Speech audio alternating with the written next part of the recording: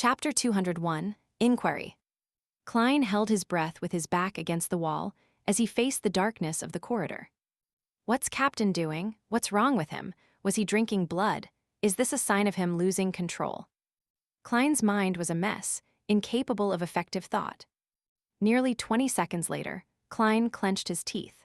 With the help of the control he had over his body as a clown, he silently made his way down the stairs. Later, he then intentionally took heavier footsteps and made his way back to the door of Madame Sharon's bedroom.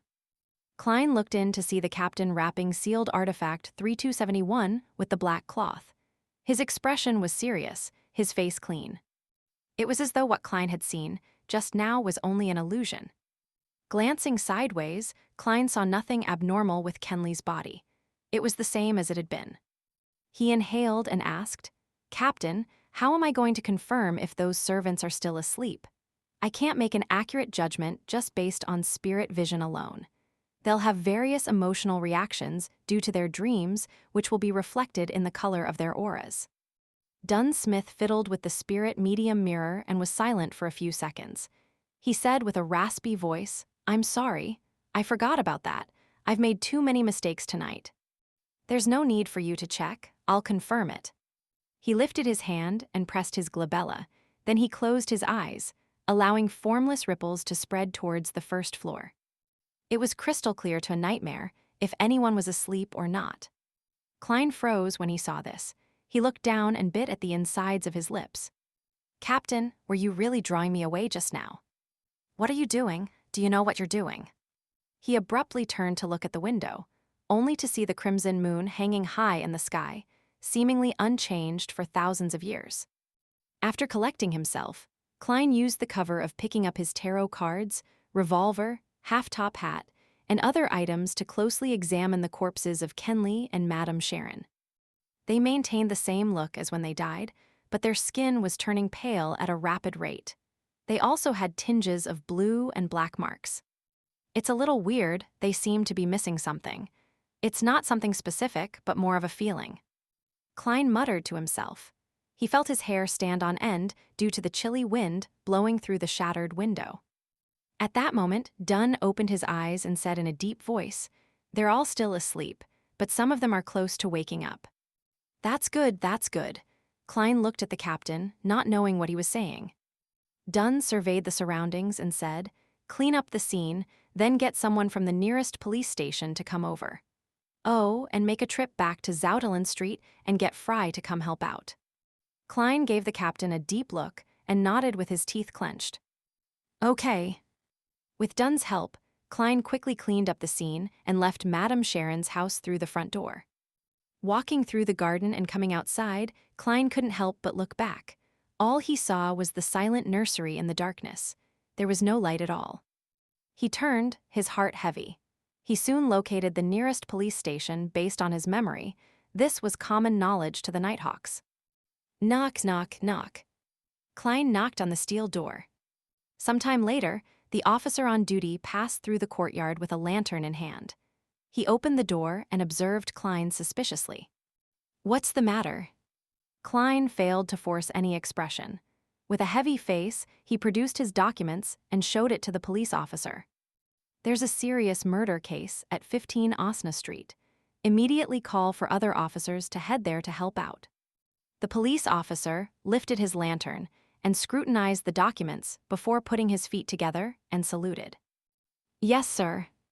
Having settled this, Klein headed back to Zoutelen Street on a rental carriage. On the way back, he sat in the dark carriage. His thoughts were in a mess and unfocused. Kenley is dead. I remember that he was recently engaged. His parents are still alive. What was the captain doing just now? Does he crave fresh blood? Or does he have other motives? His memory is still as poor as before, without any obvious improvement. This means that he doesn't have the warning signs of losing control. But he's known about the acting method for some time now.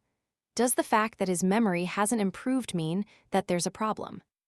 No, it must be because the captain is still figuring out the proper way to act as a nightmare.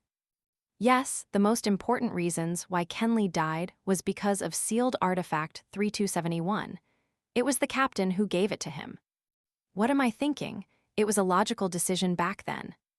It was also the captain who suggested using sealed artifact 3271. Calm down, I cannot make blind guesses. But I cannot wait around either, or the situation might worsen. I'll send a letter to Madame Dolly later and see if she knows what this situation means. Even if she doesn't know the exact answer, she'll definitely understand the signs of danger and inform the Holy Cathedral. That way, we can smother the problem in the cradle and get the captain back to normal. No, the captain might not have a problem. I might have misunderstood something. I'll see what Madame Dolly says. Klein had already made a decision when the carriage arrived at 36 Zoudelin Street. He was no longer flustered and helpless as before. He went up the stairway toward the entrance of the Blackthorn Security Company with heavy steps and opened the door from a key he fished out. The familiar setting calmed him down considerably. It reminded him of how he felt when he asked the captain for help every time something was wrong.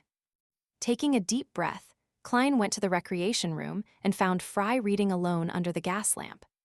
Fry turned to look at Klein, his cold face revealing a look of concern and worry. Did something happen? Where's Captain and Kenley? Klein replied with a raspy voice, Kenley's dead. He died at Madame Sharon's hands. We all made mistakes. The captain is guarding the scene. He needs your help there. Before they left, the captain had informed Fry about the general situation. He told Fry that if they weren't back within 2 hours, he was to send a telegraph to the Holy Cathedral. Similarly, since they had to apply for sealed artifact 3271 and enter Channy's gate at night, Rial, who was guarding Channy's gate, was also notified of the mission. According to the internal guidelines of the Nighthawks, a captain could permit the opening of Channy's gate at night. If the captain was present, then only the captain could enter. Fry froze for a moment, then he let out a sigh. He drew a crimson moon on his chest. He put on his coat and hat and headed out the door.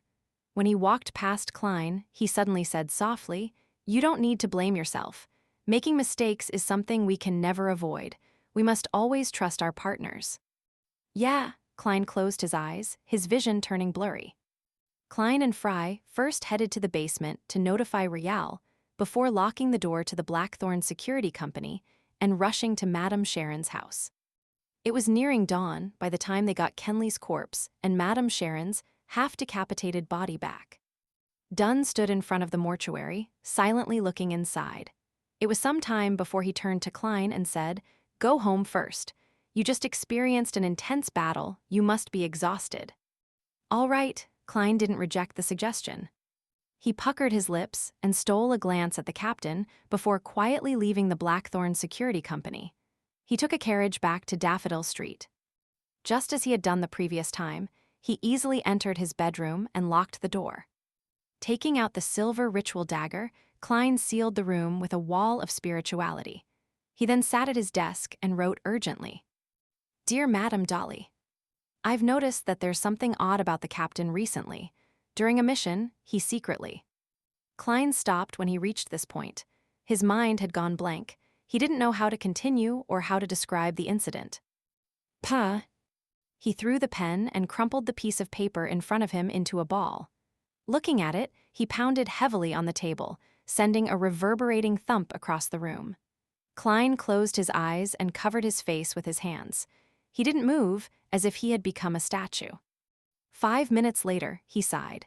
He put down his right hand and burned the ball of paper with his spirituality. He watched it turn to ash as it fell into the bin. After organizing his thoughts, Klein took out a fresh piece of paper and wrote, "Dear Madame Dolly, we just completed a mission and regrettably lost a partner. The exact details are as follows. Back then, I felt that with my present standards, my spirit vision was incapable of accurately ascertaining whether the servants were asleep or not, and that it was very troublesome to do divinations for every one of them. Thus, I returned with the intention of asking for the captain's advice. At that moment, through the mirror's reflection, I saw the captain kneeling beside Kenley's corpse, with crimson blood covering his mouth. I'm not sure what exactly happened, nor do I know the state the captain is in.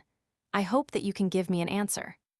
After writing this, Klein read the letter again with a heavy heart before folding it in half. He then set up a ritual and activated his spirit vision to summon Dolly's messenger. He summoned the strange face, which was only a mouth without any eyes or nose.